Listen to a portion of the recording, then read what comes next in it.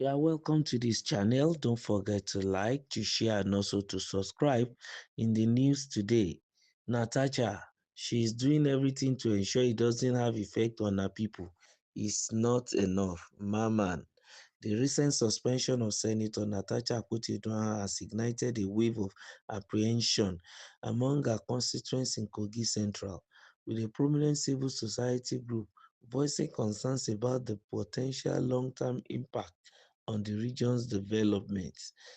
Speaking to Trust TV, Abdulaziz Abdulraz Maman, the spokesman for the Say No to Violence in Ebira Land initiative, acknowledged the senator's efforts to mitigate the effect of her suspension, but emphasized the limitations of her individual capacity.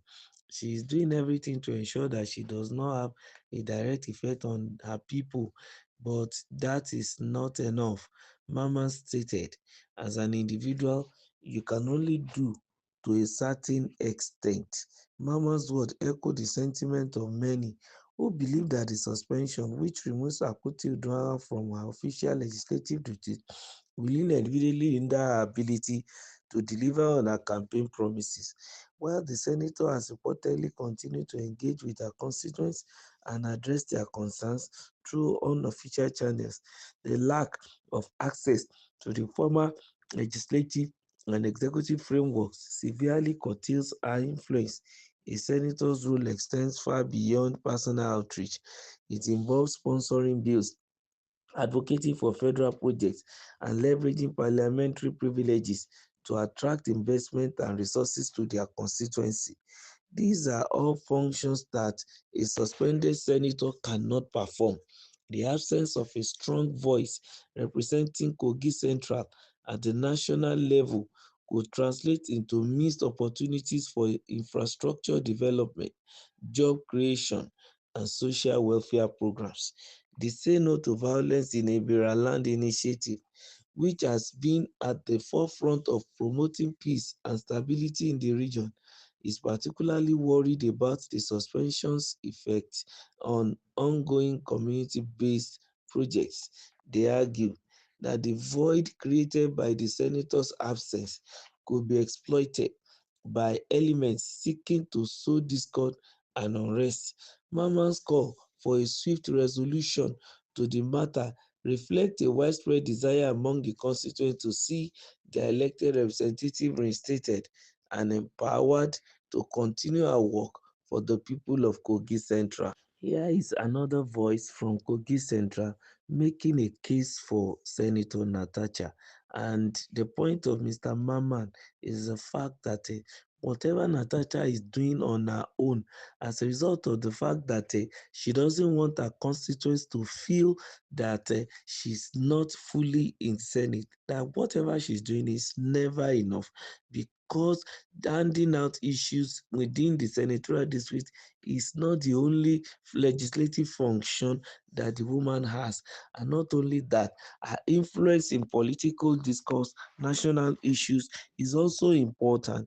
And he made mention on the fact that she will be able to contribute and also try as much as possible to put in some voice in order to attract some federal, projects even through her constituency. And she needs to sponsor bills too and every other assignment within the Senate. That it's not enough for her on her capacity alone to be doing things for the people. For example, how long will she be able to dole out personal funds even to take care of the people of Kogi State? But if she is in the Senate, she's going to partake in the Commonwealth and then bring it to her constituent, which is very, very important. So, as far as Natasha's case is concerned, this is another appeal to the Senate to look at the matter and then make sure that she's given the right to come into the Senate and perform her role as a senator. But be it as it may, could we even say it the other way around? That Natasha and those who are pro Natasha should advise her to approach the Court of Appeal so that they can expedite action on her matter and sit on the case in order not to, put the senator in a very difficult situation of sub judice to the court, and then the court sitting and giving it an expedite action. And at the end of the day, every other thing I think can be resolved. But that the Senate has decided to wait even for the Court of Appeal is weighing so much on the fact that the Kogi people will be at loss. Even though they may be thinking it's Natasha that is under suspension, but the people of Kogi State are under lock and key when it comes to representation because they don't have any voice in the Senate as of today. That's just the reality.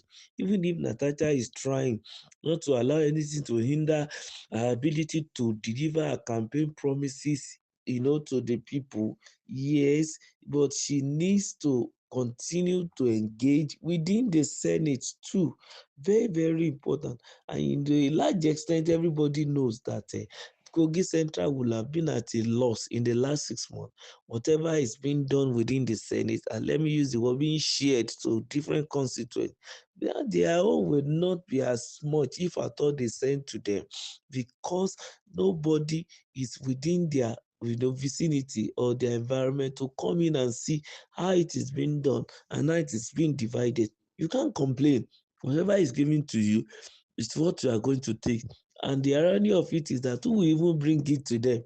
The person that was, elected to do that now has been shut out of the Senate.